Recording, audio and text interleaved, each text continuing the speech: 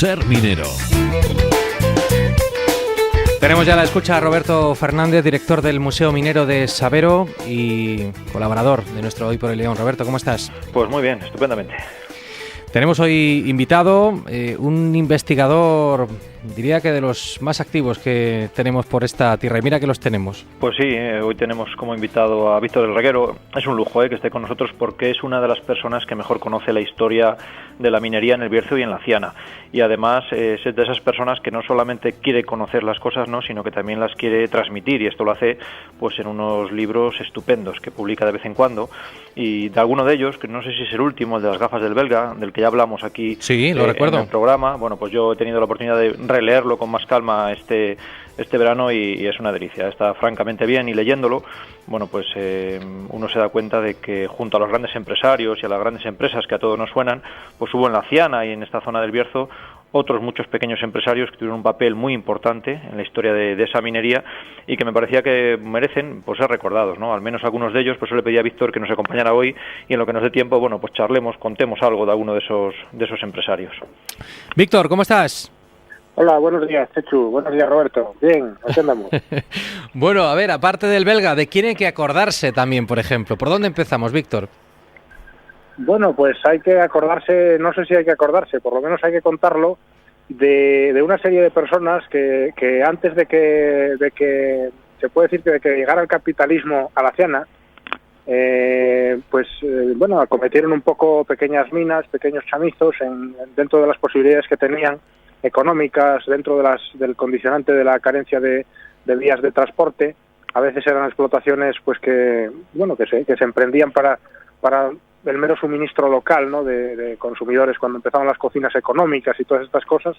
Y bueno, pues una serie de nombres que bueno, yo creo que son dignos de recuerdo: Baldomero García, Juan Alvarado, Dionisio González, los hermanos Álvarez Arias, Bernardo Zapico. Bueno, una serie de nombres que habían quedado ahí un poco ocultados, ¿no?, por la estrella sobre todo de MSP, ¿no?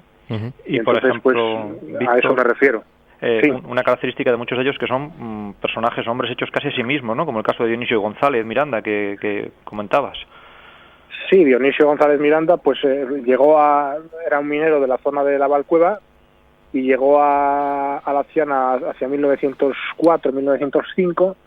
Hace poco, curiosamente, ha aparecido una fotografía de la primera mina que tuvo Dionisio González en la zona de Caguayes, concretamente de la zona exterior donde hacían el coque, ¿no?, donde quemaban el carbón para hacer el coque. Y Dionisio pues fue un poco, sí, era un minero que en un momento dado arrendó unas minas en la zona de Caguayes. Él vino de la zona de la Valcueva, que ya estaba bastante más evolucionada la minería, y vino porque bueno, conocía evidentemente la técnica minera que en la zona de la Ciana pues no se conocía, y a partir de ahí pues aprovecha también el momento y hace de hecho recuerdo un papelín que mide nada más unos centímetros, una notita que él dejó escrita en una ocasión que la tenemos en el archivo del Cruzeito, que decía en la nota: lo importante son los cuartos. Pues bueno, en aquella época que lo importante eran los cuartos, él hizo bastante capital y consiguió pues abrir otras minas y sí, fue un hombre evidentemente hecho a sí mismo, aprovechando la oportunidad del momento y aprovechando sus conocimientos y bueno, en fin, su trabajo también, supongo. Y otro nombre a destacar, por ejemplo, puede ser Gorgonio Torre. En este caso sí que es una persona con una formación técnica, vamos a decirlo así, bastante notable, ¿verdad? Gorgonio Torre, sí. Gorgonio Torre llegó a la Ciana, era hijo de una maestra que es la famosa María Sevilla, que es la mujer que da nombre al que fue Grupo y Pozo María, que él puso el nombre de la concesión en homenaje a su madre.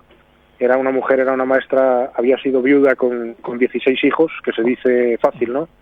Y Gorgonio, pues bueno, tuvo, gracias a ser de los pequeños de la familia y bueno, una serie de condiciones personales, pues pudo estudiar en Francia ingeniería de minas, y eso le posibilitó pues luego tener también conocimientos para denunciar las concesiones e iniciar las minas, entre ellas la mina María en Caguayes, que no era una mina de montaña la que él empezó, no era el pozo vertical que luego se hizo, y luego también su parentesco, se casó con, creo que era Fernanda Cortés, que era hermana de Antonio Cortés, luego fundador del Coto Cortés de Cerredo, y bueno, pues eso permitió también que Gorgonio, pues bueno, tuviera un papel en esos años interesante, a pesar de que, bueno, su nombre también se borró un poco, fue olvidado, ¿no?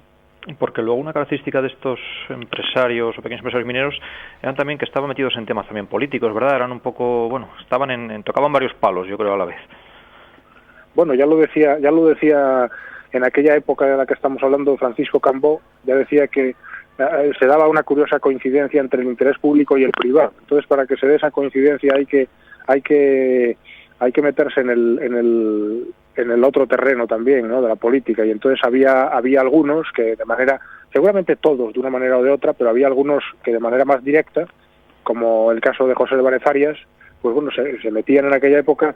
En aquella época sobre todo había republicanos y lo que era conservadores, ¿no? Entonces, bueno, José Álvarez Arias pues estaba con la facción de los conservadores en la zona de la Ciana, fue diputado en Cortes, bueno, era pues yo creo que es un poco también el prototipo del señorito, ¿no?, del pueblo. Entonces, bueno, pues él tuvo ahí una participación política. Hay pasajes relacionados con su vinculación con el tema del sindicalismo católico. En alguna ocasión fueron a los que eran el primer sindicato socialista que hubo de mineros, pues iban a apedrearle allí su casa en Roscuro. Hay algún pasaje en la prensa de la época bastante pintoresco. Y bueno, sí, evidentemente pues la política en aquella época era una vía también, ¿no?, para que funcionasen los negocios. Y de hecho a través de la política también se inicia lo que es la explotación a gran escala, ¿no?, con la MSP y las facilidades que se dieron para el ferrocarril y bueno, toda la historia que ya se conoce, ¿no? Iba a preguntarte precisamente, Víctor, por las relaciones de la clase obrera con estos emprendedores. Ya veo que, en fin, no todo era miel sobre hojuelas y que había algún que otro momento de tensión. ¿Aquello fue algo anecdótico o había momentos de cierta crispación entre las dos partes?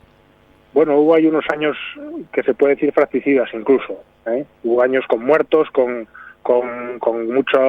mucha, porque en aquella época se vivía todo este tema sindical, todo este tema político con mucha intensidad.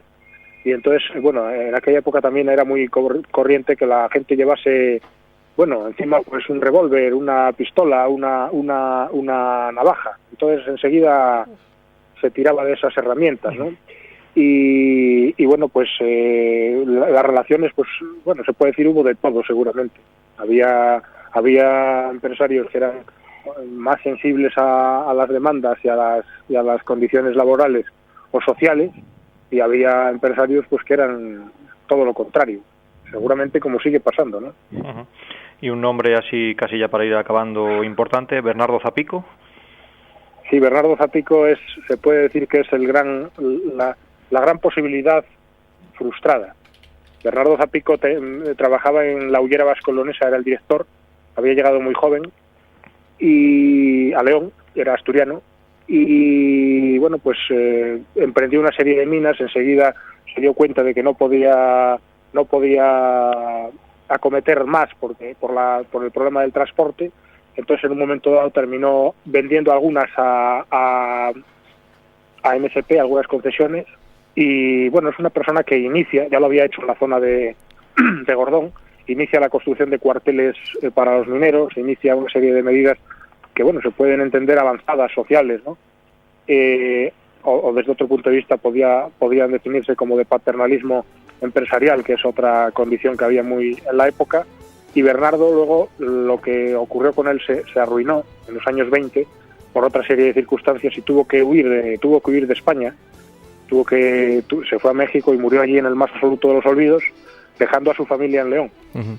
Y hay una curiosidad, que es una novela que se escribió con seudónimo en los años 50 en León, que a pesar de que no lo digo en el libro, me parece una curiosidad importante, una novela que se titula Bagatela, de Zenón de Criptana, y en esa novela creo que le llaman Luis Zandívar. Luis Zandívar es el trasunto de Bernardo Zapico. Para el que tenga la posibilidad de encontrarla y leerla, seguramente le aporte mucho conocimiento de esta época tan olvidada, ¿no? Víctor del Reguero, te mandamos un fortísimo abrazo. Gracias. Igualmente. Y hay que dar esa recomendación bibliográfica con ese libro, Las gafas del belga. Roberto Fernández, un abrazo. Muy bien, hasta el próximo lunes. Muy bien.